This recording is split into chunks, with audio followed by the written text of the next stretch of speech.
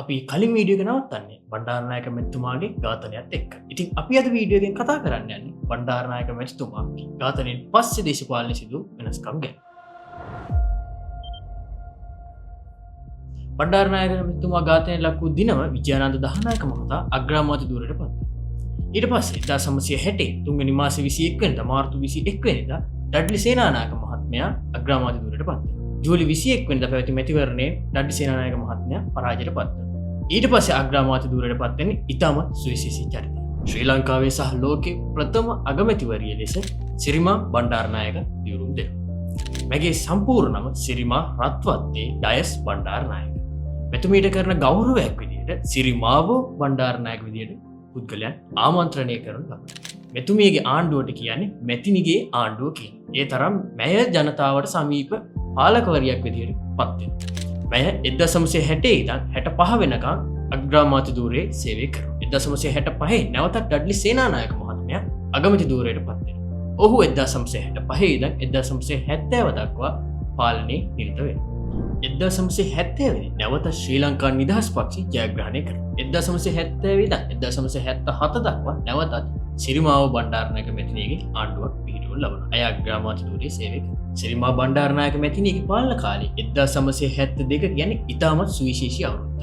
1972 මැයි 22 වෙනිදා ශ්‍රී ලංකාව ජනරජයක් බවට පත් වෙනවා. ඒ කියන්නේ 1948 නාමික නිදහස හම්බුණා වෙනුවට ශ්‍රී ලංකාව ඇත්තටම ස්වෛරී නිදහසක් ලැබුණා. 1947 ඉඳන් පාලන සෝල්බරි ක්‍රමය අතහැරලා ශ්‍රී ලංකාව ජනරජ ව්‍යවස්ථාවට අනුව වැඩ කරන්න පටන් ගත්තා.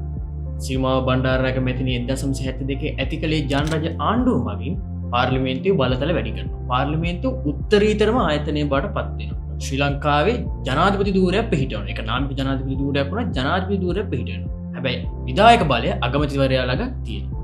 1972 ජනරජය මගින් තවත් ප්‍රතිඵල විදිහට අපි ගත්තොත් ශ්‍රී ලංකාවේ අධිකරණ බලය සුරකිනවා. මිනිස් අයිතිවාසිකම් සුරකිනවා. ඒ වගේම 1951 කොඩිය අයින් වෙලා ශ්‍රී ලංකා කොඩිය බිහි වෙන්නේ 1972.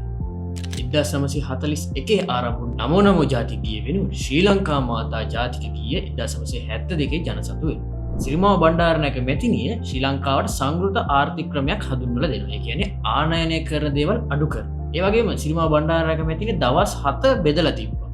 උදාහරණයක් විදිහට දවස් 2ක් තිබ්බා අල වර්ග විතරයි කැමරට ගන්න. එතකොට ඒ දවස්වල ජනප්‍රියත්වයේ ඉහළම හිටි විජේ කුමාරතුංග මහත්මයා නැත්නම් මාල්නි ෆොන්සේකා මැතිණිය වගේ නළු නිලියන් ආපන ශාලාවලට ගිහිල්ලා අලබතල වගේ දේවල් කාලා මිනිස්සුන්ව දිරිමත් කරන්න ගත්ත ඒ ක්‍රමයට හැඩගැහෙනවා. නමුත් 1977 මැතිණිය ඡන්දයෙන් පරදිනවා. ඒකට හේතුව මැතිණියගේ සංවෘත දේශපාලන ප්‍රතිපත්ති. ඒකට ශ්‍රී ලංකාවේ ජනතාව කැමැත්තක් දක්වන්නේ. ඒක මැතිණියගේ දේශපාලන ජීවිතේ කඩාවැටීමක් විදිහට අපිට සලකන්න පුළුවන්. මේ වගේ තවත් දේවල් දැනගන්න කැමති නම් අපේ Think Lab YouTube channel එක subscribe කරලා bell notification එක on කරලා තියාගන්න.